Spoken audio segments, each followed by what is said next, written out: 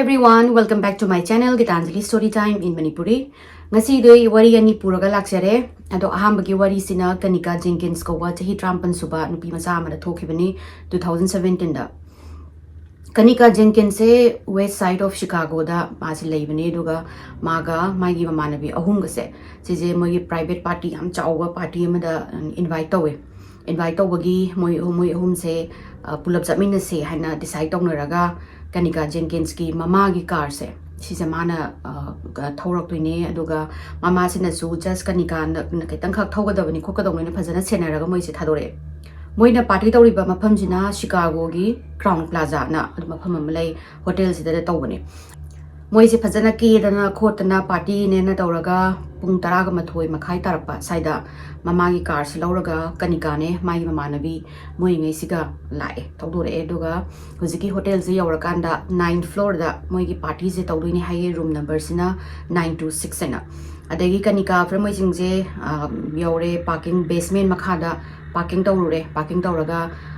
moi hojiki mathak hojiki room gi 9th floor sida kakhale ada moine he kakhalaga changak pasida mayam se aroibida mi mayam lairame kharamana dance soba kharamana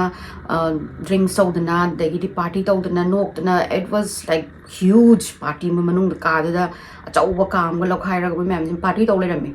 ada Kenneka ne adi mamanabi sing ju moi su ngahak party du yaure adagi Kenneka ji usually ma si drinker na tiko adu su party sida mayam sina thaksi khosi na hai basida adu madu brandy amadi hai thae hai adu ngahak leraga cognac amaga thae hai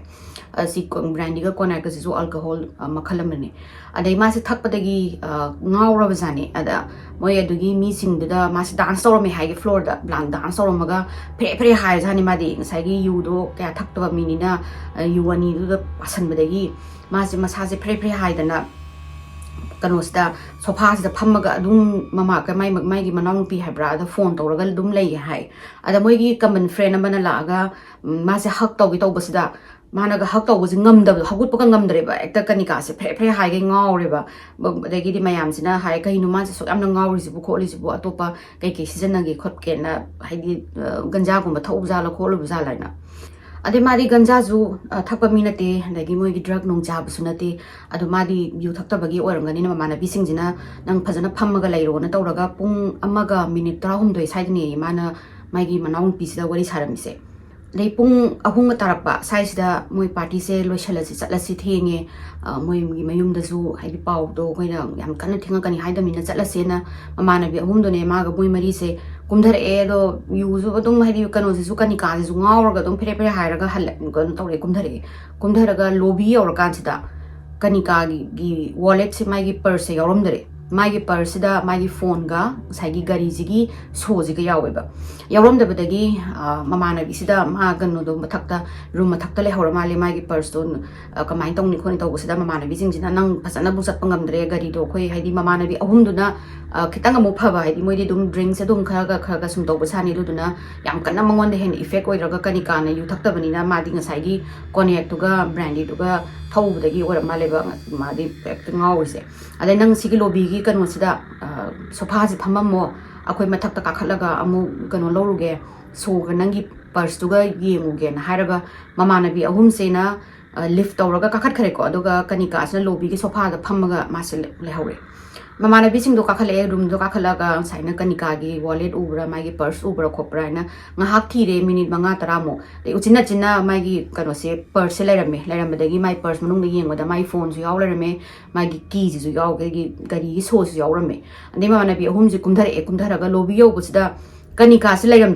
lairam da badagi security da moi lepa lai da moina sumaina nupi ma jeans set pa ni khopani ma do nang ubra na tholok pa tawda nei sidai ka khaidagi kanam bu thoki bade ude khote na khumak badagi moi se thire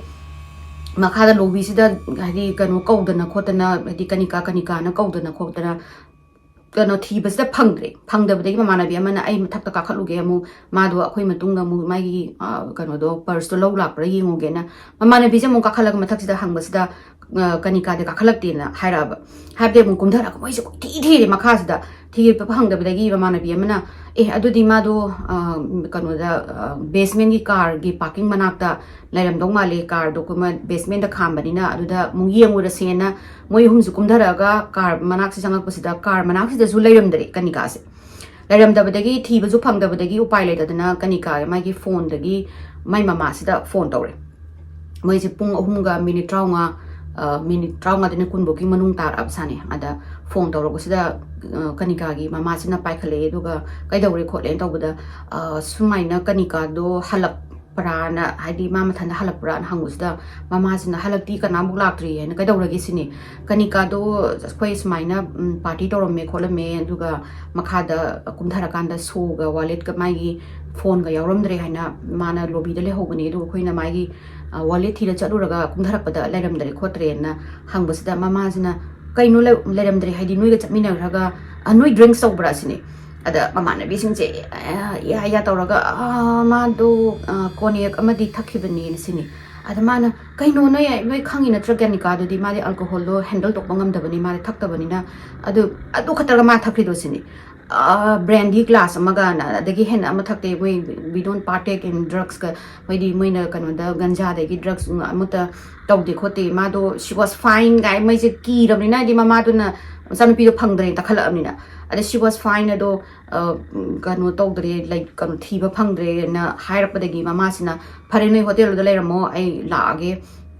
aduga ain thirage kai gino da mama haijini mama gi wakhan da kaino ma something is off di sumaina party chatlaga mane yu thakta mi na yu thakaga yu ngauraga lobby da lehlamaga lobby da thiba phangdre makha da moina hangi security na zu kana mu tholakte hairami na mama jina taxi pharaga sigi crown plaza gi hotels da laktuide marak thatna. Today's video is in collaboration with BS Mall Travel Makeup Brush Set with LED light mirror. So let's check it out. So these are the mini travel brushes and it has LED light. So I can look here and do my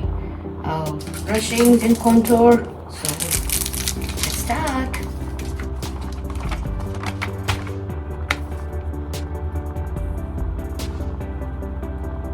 It is so nice.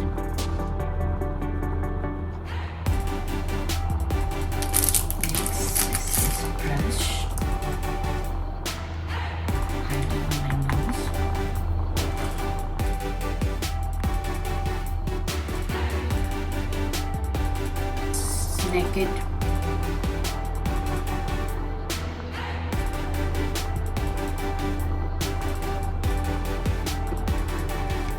So this brush is like very easy, very cute, and it comes in this packet where whenever you travel I don't have to carry my brushes anymore. I'll just have this with me and I'll have the makeup with me. So I have done my cheek, I have done my eyeshadows, so I don't want to put a lot. So this is perfect for a small bag where you can put all your stuff in a bag, and I can carry this with me wherever I go. It's very easy. I don't have to pack any more brushes. So this is my traveling makeup brushes. It has LED light as I've shown to you, and it has a very unique and compact this thing gauges. I'm gonna put the description and the product link in my video description, and you get it from Amazon, and I'll put the price as well. So check it out. Mama jina hotel da lakpase pung manga muktare ayuki. Hek lakpaga masina lobby makha da ko hange ko thi thire phangdre adagi basement da kanika na kaudana tawbude phangdabadagi kanika gi mama sina huziki hotel gi moi front gi office ki da changi front desk ki sangaga sumaina agi ichanu pido kanika kaubni khopani mama na bisinga moi thailand 9th floor da private party tawbagi lakpane do ma do lobby da mama na bising na ngatang leiramona thamamaga Malo Layam Dretiva Pangre, Ado, Noiki security, Kano camera label Sindo, Ado Dom Utpayaga Dra, Sina Hangbasida, Hotel Gi, Ziki receptionist in the Quaido, Hotel Kanoze, Noina Hanami, Mangre Haraga, Hotel Gi Futesata, Utpado Yade, Nung Kayumba, missing complain tawraga missing person gi file tawraga di yenghan ba yai gana adu main khuma ba adu la le ba moina ngang du ju hadi hotel gi missing adu gum rulam ta leite ba hadi missing complain tawra kan da kano to godam ni photos hadi moi sai gi footage so yengan ga da bane na adu bu numitu da khang de hadi sai gi moi gi front office ta leramba adu receptionist na ꯌꯥꯗꯕꯗꯒꯤ ꯃꯃꯥꯁꯦ ꯐ꯭ꯔꯁꯇ꯭ꯔꯦꯇꯦꯗ ꯑꯣꯏꯔꯦꯕ ꯍꯥꯏꯗꯤ ꯀꯩꯒꯤꯅꯣ ꯃꯣꯏꯅ ꯉꯥꯡꯉꯤꯁꯤꯕꯨ ꯃꯤꯁꯤꯡ person ꯑꯃ ꯍꯥꯟꯅ report ꯇꯧ ꯑꯗꯨꯗꯨꯒ ꯀꯩꯅꯣ ꯇꯧꯒꯦ ꯍꯥꯏꯁꯤꯕꯨ ꯐꯨꯇꯦꯖ ꯁꯪꯍꯟꯁꯦ ꯍꯥꯏꯕꯨꯅ ꯃꯥꯁꯦ ꯍꯣꯇꯦꯜ ꯂꯩꯊꯣꯛꯑꯒ ꯄꯨꯂꯤꯁ ꯃꯣꯏꯗꯨꯒꯤ ꯅꯤꯌꯔꯦꯁ ꯄꯨꯂꯤꯁ ꯁ꯭ꯇꯦꯁꯟꯗ ꯐꯣꯟ ꯇꯧꯔꯦ 911ꯗ ꯑꯗꯨꯒ ꯃꯥꯅ ꯁꯨꯃꯥꯏꯅ ꯃꯆꯥꯅꯨꯄꯤꯗꯣ ꯃꯣꯏ ꯃꯃꯥꯟꯅꯕꯤꯁꯤꯡꯒ ꯄꯥꯔꯇꯤ ꯂꯥꯛꯄꯅꯤ ꯈꯣꯠꯄꯅꯤ ꯑꯗꯨ ꯇꯧꯕꯅꯤꯅ ꯋꯥꯔꯤꯁꯦ ꯂꯣꯏꯅ ꯂꯤꯔꯦ ꯑꯗꯨꯒ ꯁꯨꯃꯥꯏꯅ ꯑꯩꯅ ꯍꯣꯇꯦꯜꯒꯤ ꯃꯤꯁꯤꯡꯗꯨꯗ footage amta moi gi security gi area hadi lobby da gi ma do kadai da chakhi ha bagi area do adum ta yenge hana ha bi da yarak tre khotre nang tak la agam ta thibi gi ra khot ki ran taw basida police na sumna kan da gi other end she's 19 years old ma je adult ni aduga moi party tawrum bani maybe ma do mama na bi mu ga kana no khang na hadi kana na khang ni room ma da leram bara su kana na khang bano just matam khara ngayo aduga ma dum hadi lakcharani matam pung ahum mari di ngai ho do kai gumba da ma lak tragana amuk phone tawrona hairaga police sina amuk kaimbo help tok tabida phone se thamgari asidagi kanikai mama se ma se amu hena songning ba heleba kaino moi ngang ji bo ai chanu pi do hotel lagi thokte hai kana ga hotel da leram doino khotoino na phare noi noi mateng da tawdri ai oina thijaragi chanu pi se na mana mai atopa relative sing do kauraga moi sing je la aga door to door moi jina floor by floor moi sing je khaidok na mama na bi nga sai ke ahum du ne sai Kenneka gi mama gi relatives lak pasing dune mai mama na bi relatives lak pasing dune moi jing jina sai gi 9 floor de gi thigalak pasna mathang room khuding gi thong thila ga smaina nupi macha ma changa pra Kenneka kauba du taw bada taw baina thong gi thila ga taw basida ayuk se oishala aba ayuk oishala e adagi ayuk oira ka suma ma jing sai moi bi sing jina kano dagi hadi macha nupi do hotel dagi thokti habna haibadu ma khangmani na hotel je dok chaw group hotel sing jida amuk mi amuk atopa mu kauraga mana amuk thiba sida nongdin gi pung amma tare pung tara sure ko Kenneka na thiba phangakrise sugi tarak pasida hotel gi staff sing jina Kenneka gi mama ga moi gi mai mama na bi singa relative singa na door to door smaina thong thila ga changi na tabadagi police oi da moi oi na complain tawrani ko hadi swaina Kenneka gi mama do kano da hotel da door to door ma thong thila ga mi gi haina guest ki privacy kano tawe invite tawe khole du tawe du na tala ga kano taw la ochat osu ya de khoina ta la su ya de ma hotel premises da kano leiba ya roi ma do arrest so bona la ona tawrapodagi ngasai gi policing je lae la kan sida police u basida sai gi Kenneka mama sidan sensilaga ima ai ichanu pi do pung tara mu sore si thi phangri je noi amtadi kano taw biu kholo na hai basida sai gi policing jina hoi footage so yengage aduga kano karai da haidi ma do leirabno khang yengage kholage nang na su hana nungdang da phone tawra bani naina footage se yeng basida Kenneka se exit lom da moi hotel gi exit sing jai da gi hadi thokhi basi ude ba moi mama na bi sing juga moi ga pung baro tarak pa dai da changak padi ui aduga lift ka khathi bade ui aduga lobby da kumdharak pase asi gi sidi footage se yaw da bi da moi no exit oina yeng lera ba exit sing da mat lai ta bani na amung police na hari je hotel gi mina so hari je sida lai re footage to ma do kaim taw de noi haina hotel je gi di thok khidri hotel da sum leiri aduna ma do mama bi ma matraka mana da kano da party da nga thengna ba mi singa hangout toram su di oiram ba yai khole aduduna nang chatlaga akhoi amu yenge aduma amu yum da mu halapre yengasi aduga halaptraga di akhoi amu hotel da mu yenge na hairaga Kenneka gi mama se nang hotel da lai biara roi mi gi saina kano gi guest gi privacy no na invite tawe khole aduna chatlo na hairaga mama se hotel da gi chatlan bes da mama se na sawninga ga mayum da halaga ma je lebam sabam khangre ko haidi kai gno ma se karai chakrabno phone ju to uzu parak tre kai gno da mama na bising da phone to le hore ma haije ma kai gumba mama na bonga mama na bi ngai lerem tar ga di phone da su tok thorakani sini phone da su torok tri se kari gino na mama sina mayum si da ngai re ma je haidi mayum da lak gadra halakadra na adugi next day gi nungdang se asi se su Kenneka se thinga ba pung mapan dar bo halak tre ko halak ta badagi mana police mu phone tawraga police da mana loud kaptana loudana haidi something is very wrong sineba Kenneka se magi phone do da attached tawraga leiba nupi ni Instagram dagidi Facebook haidi mini manga khudingi text hanadana dagidi kano tawdana social media tawdana leiba nupi sina karimbo update tawroktana karimbo haidi phone gi khopagi karimbo haidana tumina leibase something is very serious ai mama ma oina ingonda kaino ma something is wrong haina khalle amutadi police ta ma haidi amutadi amda thibiyo noi hotel dam ta chalagam da thibiyo na kapna lawna tawdagi police se okay fine akoi chalage yenga ge kholage haidi ma huju phoga laktrabanina adai phone su tawthoroktrabanina haidi khoi yengurage na policing je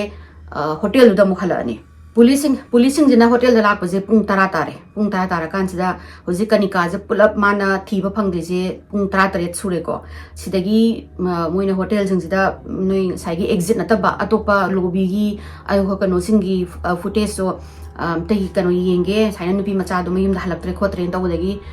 sai hotel gi mi sing duna CCTV gi footage sing je loina mak security gi footage sing je loina mak police ta pire adagi police na hours and hours moi je yenga kanda sagi moina kumdharak pagi timing se sigi je sida Kenneka ga mamanabi siga lobby da kumdhara aga phamma leibasi ure ma hambada uraga dagidi mamanabi singdo mu kakhat khare left da adoga Kenneka sina hagutlaga phamamba dagi phoklong hagutlaga hekta phere hairaga mase moigi huziki makha kana kumthaba mam lei male basement dani hamaji basement da chatpagi type la khangde mana khalido adaina saida moigi kumthabam exit ama leijani moigi kitchen ga open kitchen ga leiba khotpa staff mayam moigi kan hotel gi thong thakna ba mayam ge adogi mapham do da exit do kumthagi ba uyeba ugraga mase saigi makhong na pre haira kumthare ko aduga ekta mase hairaga chakhungi moigi ngasagi kitchen gi lom sa changraga sai kano jidagi footage sai CCTV jigidagi mas mangrani masai Kenneka do atopa footage ai udabadagi moina phare do kitchen na kumdharaga mu yenguraje ma do adalai ramba su kana khangmanona ado hojikse moina footage mem ja yengjalapasida numaijing oisale ko mana sai gi party tawiduna irai gi nungdang dani aduga midnight aduga thangjagi ayunga ta haita mini pung ahum gi asdani 24 hours sure mana mangirije adagi kitchen da changaga policing jina yenga kandadi Kenneka do kitchen da leiram moina Kenneka phangi se kadai de leiramge haibasda hotel gi walk-in freezer for some reason adudo hangto aga leiram basami sai freezer se mi moi hujiki thabak tawbasing jina loima loira kanda lock tawraga secure tawraga thamgada ba potni dubu numitsta freezer se hangto aga leiram basani hangto ko da Kenneka ding asai yu ngawbagi state da madi walk-in freezer da changaga thong do thingjalala jani thingjallaga thong je hangba je majing manang yu do ngawramnina thong do hangba do haitrabanina adu manung do freezer do da leiraga maje she was frozen to death haidi free kanta masado frozen tawraga siraga leirame Kenneka gi death se ultimately ruled as an accident haina moina accident da sibane na hai do raga su magi parents na court case file torani ko habidi hotel duna moina sagi footage to mama du da ulhan biramagadi loina mak ulhan biramagadi mama du na haidi mama du ga sagi maga khenari je mangi ba khenai je pungani khatani amana pung ahuma khai khara helapada thiba phangdabani mama na laisna pung manga dani adogi pung ani dogi marak tu da kari gumba mana footage yengbi adi yenghan biyo na haibadu da yenghalamagadi Kenneka do hingwagi chances yam lay adubu moina khaidi kanona hotel gi mi singduna machin thijalaga missing person natadi footage yangan be yaroi haina yangandabada ai gi sanupi je sibane haina moina court case ma file tawrani angasagi mama duna hotel gi kano staff sing adagi di hotel gi mi sing da negligence haidi freezer do secure tawraga thamgada ba freezer kano do freezer ni lock tawra thamgada bani karamaina lock tawdrino khotrino adagi di masai moina footage yangandaba khotaba mayam do tawraga file tawraga mama moina court o hotel duna out of court settle tawi hai adu moina out of court settle tawri se $10 million da settle tawraga case to loishanagre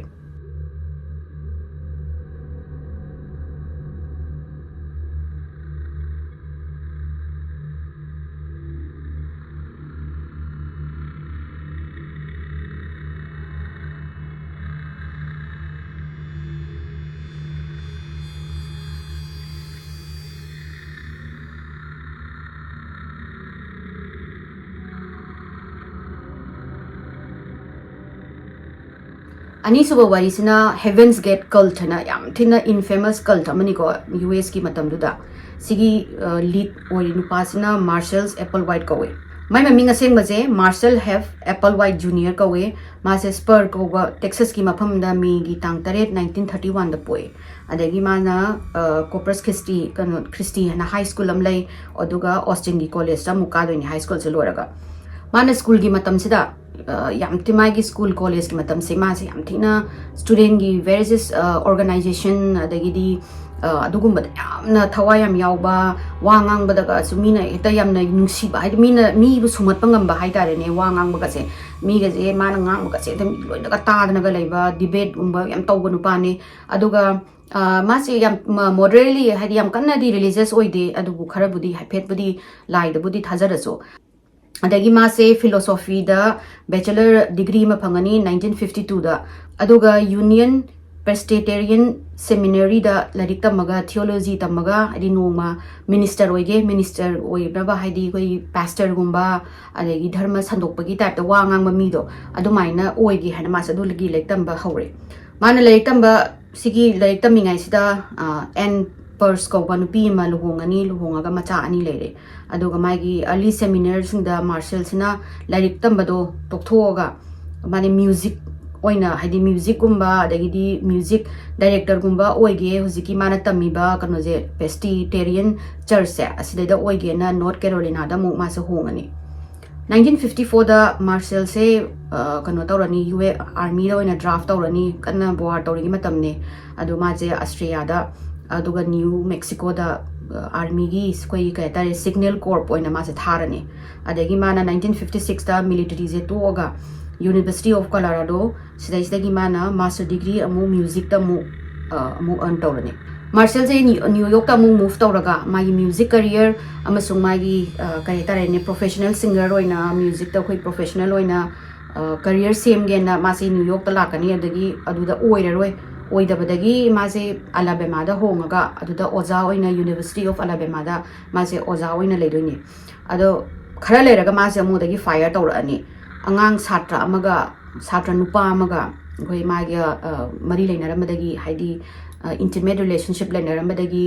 college की मीसिंगसिना खंगाअगांदा मासे fire तौरनी अदुगी मतमसिदा 1956 57 मतमसिददी अदुगुंबा homophobic याम ओइ मीसिंगदो सुमाइना गे काइना ओइबसिदी याम थीना हंधन येंगा मतमने अदुदना मासे मागी थबक्तगी fire तौरे मागी अदुगी fire तौरपदगी माई नुपीना खंगबदगी माई नुपीना अदुम divorce तौरनी मंगोंदगी दुगा मचानी दो पुरगा चटखरनी अदुगा माई मामा मपा सिंगदा माना clean लाक हाइतारेने मादो सुमाइना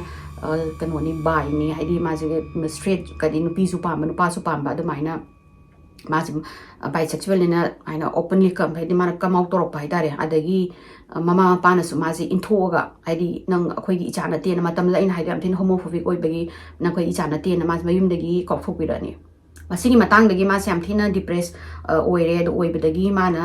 अखोइगी psychiatric institute अमदा मासे एडमिट तौरगा लेदोइने असिदा लेरिंगाइ सिदा माना नर्स नुपी म थेंगनानिको माय ममिंग से बोनी नेटल्स कवे मोय अनि से खोइगी करे तारेने डीप इंस्टिंक्ट मोयगी बिब्लिकल प्रोफेसी हाइ तारेको बिब्लिकल प्रोफेसी यदि खोइगी बाइबल दगी पैसेज लौथोगा खोइगी लाइना कम्युनिकेट तौनबा हाइ तारेने थ्रू प्रोफेट हाइदी सुमाइना प्रोफेटा माइना कनोदगी बाइबल दगी पैसेज मचा मचा लौथोगा लाइसिना कम्युनिकेट तौरइनी हाइदी कनोनी हाइ तारेने प्रोफेसी गुमदा दुगमदा यामना कनो पाम अदुगुमदा याम थिना मोइजे डीप मोयनीगी याम थिना थाजब बिलीफ अमा लेरेबा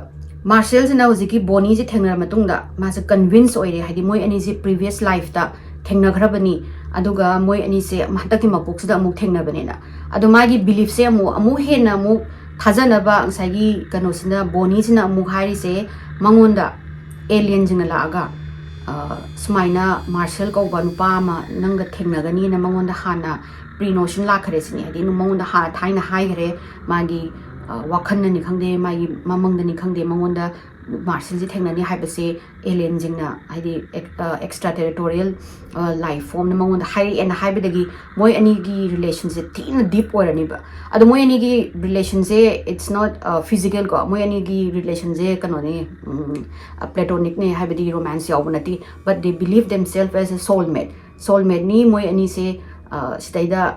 art sida moina la akanda mama mathangi mamangi past as mu mai ni je amu thengnaraga ataki mapok su thengnabani habagi adugumba kaitare ne belief haitare ne adu moi ani je trina adugi belief sida thajaraga leigre moi ni na thajari se moi gi kaitare ne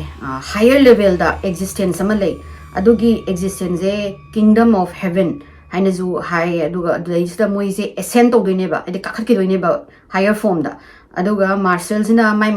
magi mamingje marshal kau dabida bo na kaurani aduga boni jina pip haina kawe na moi adumai na maminga je onthokrani marshal je huziki hospital dagi release tawre haidi ma se dagi discharge tawraga boni gi mayum da leiba hore aduga boni gi mam kanona su mai nupa na su khangi ko moi ni gi relation je romantic na te just platonic mabani gi belief amada thajaba amda mabani gi jam sina strong bond am leina adoraga su boni sina haide ekta khoi gi marshal sida mai ni gi strong connection leiba ado mai manaka da leida wari sadana khotana torokodagi mai nupa sina saudana ma se nupi se nang boni nang kanoga marshal ga legera ai ga legera na ultimatum pi basda boni sina marshal na choose to wadagi mai gi nupa sina ma se divorce tawraga boni gi su macha leigo macha du su puraga amu mai nupa sina mu chakhrani asigi matung dagi boni sina marshal da doki matak influence so se marshal sina magi leiba remaining family magi macha ki mai macha dagi di mai mama pa ka ki loina mak mi khudi mak loina mana permanently moi magi contact sin loina mak mana thaduga amuk han moi ka contact tawroi moi ani sina aduga khara leira kan sida dagi infamous oiba cult the heavens gate haibse sijima moina form tawrani marshal ga kanoga sina boni ga sina moi gi main idea se sigi cult sigi main idea se alien amana spacecraft haidare ne goi UFO ama sikanoda earth la kani la aga moi se loina mak hojiki UFO se da tonghalaga heavens gate ki cult member se asi je new world haidare ne better life thela ko ba better life amada moina puraga kayata kano to puraga evolutionary level above human hai moina habse habdi aliens na puraga ko ne earth lai se sina ta atopa planet amada puraga higher existent human being mona ji lai human se sidagi better life mu better khoi tawraga higher existence ta puni haibagi asigi main idea sida moina sigi cult se spread to ba hore moi ani sun mayam da hari je earth lai ba sigi UFO sida tung da basing se moi sing ji recycle tawni haibadi destroy tawrani aduduga amu earth se amung nauna human population ama tawrani ama mu grow tawrani aduga amu chahi khara leira kanda amu aliens na hujiki heavens gate ta yawba member sing je amu lobala ani aduga member yawdaba sing se asi je amu recycle ta holaga haidi loina destroy tawga amu adumaina on and off haidi amu destroy toba amu life form amu semba amu destroy toba adumaina tawraga leini adubu heavens gate ki member oiraga di just nang ascend tawrani ba atopa mafam amada atopa world amada atopa planet amada ascend tawani na man adugi moigi main idea ne basi na hujik se matam yaure hujik kanu moigi UFO do kuira roi la kadaba aduna member sing la o kho lo na dumaina moina member mi sing je loina mak adi aduga marshal ju ngang ba ya mai bani na mi sing ga sumat bani na moigi follower lak pa haurani 1955 ta boga pip kasina mi kun mukti recruit tawjare moigi segi kal sigi aduga mi ayaw bu khuding se moigi kano se moi yaw bagi rule se moigi property adagi jewelry paisa adagi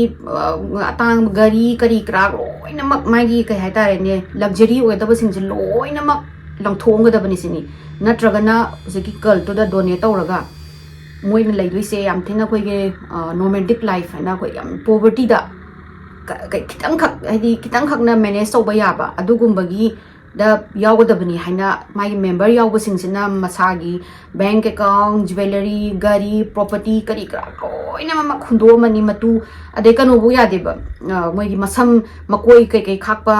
no facial hair ko masam khakpa yade adegidi masagi sexuality ji bokta dizukan to godabani sini renounce godabani habedi nupi nupa pamba ko pakarimbo yaroi ko loi is the like is a higher form the lakadabani dona brain je loina mak clean waraga thamoi se clean waraga laigidabani na adumaina moigi rule je follow tawda mi so adumaina tawraga laktoini moigi masagi sexuality ka loina mak renounce tawrani lagidi masam managa loina kaptana khotana makoi ke khapa khopa amata yaroena adumaina tawraga moigi curl se tam na mi se member se tam na sum hengale adu moi singje loina mak Colorado da loina mak move tawre adu bu sahi tara sujale sahi tara sujala aga alien je karam ganda UFO je karam ganda laktoino khotoino haibagi kaino sidi gyan tadre member sing du ngairaga leire hujiki UFO do laktoine na adanga sai boga pip kana aggressively me the kanto moina sai my member sing the remind taweba haidi this is the path pasigi path da leidabani this season asida noi thajagadabani moi sida da laktrobani soi koiroi na hairaga adumaina mingse thema ga sahi tara se thame pip se khangaudana maje eye cancer manarani aduga sigi doine ada maje sibadagi hujeki kal ki problem la thole ko habadi they were supposed to haidi ngasai gi boga pip ka haidi marshal ga boni ka se sagi UFO do da tonga higher form the ascent of the bani adubu bukan wasidi boni do di pip to di earth sigre magi body do di kano tawdre UFO da laga ascent tawdre aduna mayamna di moigi doctrine sida moigi kalsigi moigi sigi sandoiba kalsigi doctrine da iri se aina haida moi they were supposed to go on the UFO to Thela adubu Thela zu yaudre aduga pip to my body just like the earth sigre ma heavens gate yaudre adi kamai tawni ana moigi kano se mayam sinje question taw bhaure bo je pura hedi marshal je pura devastated oire ko ma je horribly ma je depressed oirani aduga ma je kaino clear book to ma je kai dogdoino gyan tadre ba hedi heaven gate ki kal se ji ka dogdoino gyanam tadre adubu bo na ma je compose sojare masagi aduga masana mayam da hai je pip to next level da yograbani ma je she has too much energy as the kano se da art laibagi too much energy laibaduna alien na mangonda hadi nangi sigi body se nangi human art ki body se sije nang thado o aduga nangi soul se sije oina adu sije oina Thela da oina lakada bani na adumaina bo kano sina pip na mangonda laaga mai thawai sina laaga haire e na adumaina mana twist tawrani ba twist tawraga mayam sida mu thajahan doini habadi lit hadi akhoi gi body se sidi just kanoni ahang ba vessel amani adu bo koi soul se asini Thela da yodoi se asini alien hai se asini pip na ingon la aga haire na mana twist tawrani mana preach tawje basically hadi nasana thanda nangi thawai je sijaraga di nang hek sibaga nang Thela dum yawrani sineba adegi hadi bo jeduga sidoi ba numisizu karamaina hadi sidoino trigger point amari daka tai moi singdo pulapa domaina mathanda loine sijadoini haibanina adu karamaina karai degi trigger point odi khangde khangraga kano sina marshal sina bo mayamna bo na ma sa khangnaramni ko bo sina ma sina khalaga lere karam kanda saina pulap akhoi singje pulap oina siraga akhoi gi soul je hojiki UFO je tonga Thela yaudoino haibese ma khangde adubu nonga mangona paw ma tarani 1995 ta astronomer singna comet ama helltop ko comet ama discover tawrani sisna chahi ani gi manung sida earth se pass tawraga kano tawga lakani na haibagi discovers mane hojiki discovery ma tawdagi news ta kai kai loina mak paw da ko pa haibidagi kano sina bo sina khali je it's the time sigi je 1997 je asi si the comet se si na trigger point ni si the ni UFO da sai comet to asigi kamai trail do da comet ka kano sigi comet sigi trail si da UFO do alien do adogi do tonga la ani asi da sta pip ki thawai ju tonga la kani aduga earth se hek sigi comet na earth se hek pass so gibaga we UFO sina tumina moigi mafam sigi heavens gate ki mafam se sida laga moi singdo aduda loina pur dongni na mana dumaina haire adudana mana plan tawri se ꯑꯩꯈꯣꯏ ꯂꯣꯏꯅꯃꯛ ꯏꯁꯥ ꯑꯩꯈꯣꯏꯒꯤ body ꯚꯦꯁꯦꯜꯁꯤꯡꯁꯦ human ꯕꯤꯡꯒꯤ ꯑꯩꯈꯣꯏ ꯚꯦꯁꯦꯜꯁꯤꯡꯁꯦ ꯍꯨꯟꯗꯣꯛꯑꯝꯃꯒ ꯑꯩꯈꯣꯏꯒꯤ ꯁꯣꯜꯁꯤꯡꯗꯨꯅ ꯂꯣꯏꯅꯃꯛ ꯍꯧꯖꯤꯛꯀꯤ UFOꯗꯨꯗ ꯆꯠꯀꯗꯕꯅꯤ ꯍꯥꯏꯅ ꯃꯥꯅ ꯃꯌꯥꯝꯁꯤꯗ ꯍꯥꯏꯔꯒ ꯃꯥꯒꯤ ꯐꯣꯂꯣꯋꯔꯁꯤꯡꯗꯨꯁꯨ ꯌꯥꯔꯛꯑꯦ ꯑꯁꯤꯒꯤ ꯃꯔꯛ ꯆꯍꯤ ꯑꯅꯤꯁꯤꯒꯤ ꯃꯔꯛꯁꯤꯗ ꯃꯥꯁꯦ hundreds of follower ꯂꯩꯔꯝꯃꯦꯀꯣ hundreds ꯂꯩꯔꯝꯃꯦ ꯑꯗꯩ ꯃꯌꯥꯝꯁꯤꯡꯁꯦ ꯂꯣꯏꯅꯃꯛ ꯇꯣꯛꯈ꯭ꯔꯒ member 39 खतंग ngaire maga 38 moi 38 se hojiki San Diego gi mention da loina chatlasi aduga face ahum thokna moi je loina mak sijadoini ba masa masa gi ma kasana balls na hari je ahamba face da moi mi khara ma sirani mi sidoi se moi loina mak masa masa na loina manu tawdoi se karino loina khangjaraga la ani aduga moi gi video interview gumba masa gi chatlamda gi exit interview hai adugi interview se laurani lauraga moi ngasagi barbiturate ana tumnaba khoi yam thina kanba hidak amalai asigi hidak se saraga vodka thakaga makokta plastic bag amamam hapchalaga siba ngairaga adumaina face tawraga sidoini ana mana lauthoe Mars ki tang 38 sida ahambagi group se sisina moi gi sagi San Diego gi mention du da lae laaga moi exit interview laure they know they are going to do hadi moi se masloina mak masana sijadoini hadi loina mak sijadoini haibisi masana khang adu demo da moi se loina mak harau na nok tana ga loina moi lae laaga ahambagi face ki sida wo mi singjina sagi hidak to charani yu to thaksalani doga makok da bag ta hapaga siba ngairani moi hek sigare harakan sida second face ki mi singse asisina amuk kamai tawni habeda ngasai asiba singdo mai gi phabungda loina mak thambirani aduga purple gi color gi khoi shawl gumba na mai moi gi masada moi gi makok mai body sing loina kupsanbirani aduga ngasai gi sibda moina tawramba mess na am khoi gi kano ta ham amot pa notraga atoi kai tawramba mayam do second gi groups na loina mak sengani sengaga amuk second group se sina same ngasai gi first phase da tawgiba magi makokta kano sa hidak charaga barbiturate charaga aduga yu thaga makokta bag hapchalaga musiba ngai bedo adu second phase da adu taw amu adugi mi sing na ready yorani ada second phase da boze yaudoi ba bozina mana mi mari madi third phase noi mari oyo na ma adu maina instructor oiro sigi tang 38 sida first phase ma loire second phase tang 19 se sida aisu yauraga second phase da yaudini ado mana special instructor we magi di tongana special phabung amada oina aduda oina pusanbiyo mana sira matungda aduga masagi purple kano dona magi shawl gumuduna mako kupsalaga noina mu loina mu sengdo o second gi second je sengaga third phase ki moi mari se mai mari se mana khwaidagi thajaba magi follower haitare ne mai kano security gi type ne hojiki moi mari se jo mu loina mak clean up toraga mayam jingje loina mak mai phabung loina thambiramaga same sai first stage da loina moina phi kupsamdo adumaina kupsalo aduga noi mari ju same adumaina hidak ta saro use thao aduga noi gi phabung na changaga oina sibado ngairo na dan instruct toraga second phase loirani aduga Mars ki tang 19 sida mu moi sagi third phase ki kano moi mari se si mu mathanda mu sijarani numinini humni lerakan sida moi gi former cult member singjina smaina comet pairakpagi moi di adugi tawjinga na tokhibako adu comet la ani khopani habise comet se la haidi pass tawren tabasida moi ji yengbo na lak paitare moi singdo loina mak thela chakani khokani ka hai dugu chumbara khopra na yengba lakpasida manungda moi tawrmi ba phibam nodi kaino moi da khangpote ko moi ani sina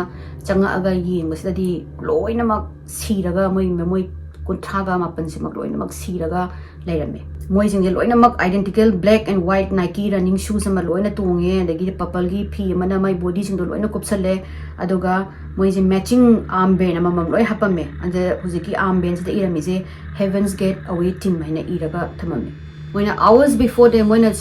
sidringa gi pung amani mamang sida moi interview lobagi videos ama ani hapamge sida moi singje yam tina harauraga yam tina noktana khotana harau moi thela da chatrobane haina idi higher form da chatrobane na hairaga ni pulap sida don moi gi interview singje yam yengaga moina sibado adu yam nungai tabane ado moi singje sai follower duna leader duna kaya mo yam na brain wash toge haibase masa mathanda sai comment da comment gi trail da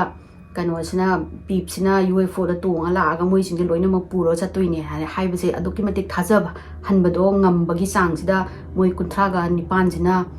mathanda moina leader sina haibido yaraga sijarine ado video amani hapcharange. We have Thoudok with us, and I believe that